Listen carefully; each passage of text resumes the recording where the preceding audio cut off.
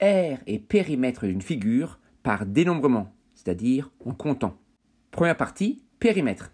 Observe attentivement l'unité de longueur proposée, puis détermine le périmètre en unité de longueur de chaque figure. Le périmètre d'une figure fermée est la longueur de son contour.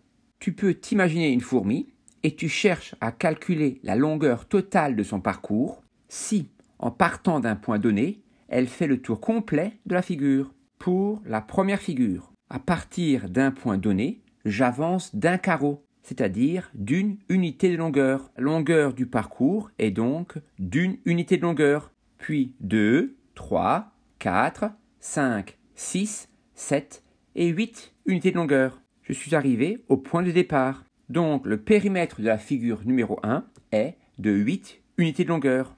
De la même manière, pour la figure 2, à partir d'un point donné, la longueur du parcours de la fourmi, c'est-à-dire la somme des longueurs des côtés consécutifs du polygone, est une unité de longueur, 2, 3, 4, 5, 6, 7, 8, 9, 10, 11, 12, 13 et 14. J'arrive à nouveau au point de départ, donc le périmètre de la figure numéro 2 est de 14 unités de longueur. Pour les figures 3 et 4, c'est exactement la même chose. Pour la figure 3, la longueur totale du parcours de la fourmi, c'est-à-dire la somme des longueurs des côtés consécutifs du polygone, est une unité de longueur, 2, 3, 4, 5, 6, 7, 8, 9, 10, 11, 12, 13 et 14. Le périmètre de la figure 3 est de 14 unités de longueur. Pour la figure 4, 1, 2, 3, 4, 5, 6, 7, 8, 9, 10, 11 et 12. Le périmètre de la figure 4 est de 12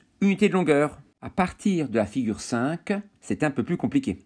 En partant par exemple en bas à gauche de la figure, si j'avance d'une unité de longueur, je sors de la figure. Et donc, pour suivre les contours de la figure, j'avance 2 fois d'une demi-unité de longueur. Donc, d'une unité de longueur, puis 2, 3, 4, 5, 6, 7, 8, 9, 10, 11, 11,5 unités de longueur, 12,5, 13,5, 14,5, 15,5, 16,5 et 17.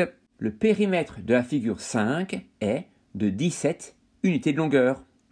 Pour la figure 6, 1, 2, 3, 4, 5, 6, 7, 7,5 unités de longueur, 8,5, 9,5, 10,5, 11,5 unités de longueur, puis 12 unités de longueur. Le périmètre de la figure 6 est de 12 unités de longueur.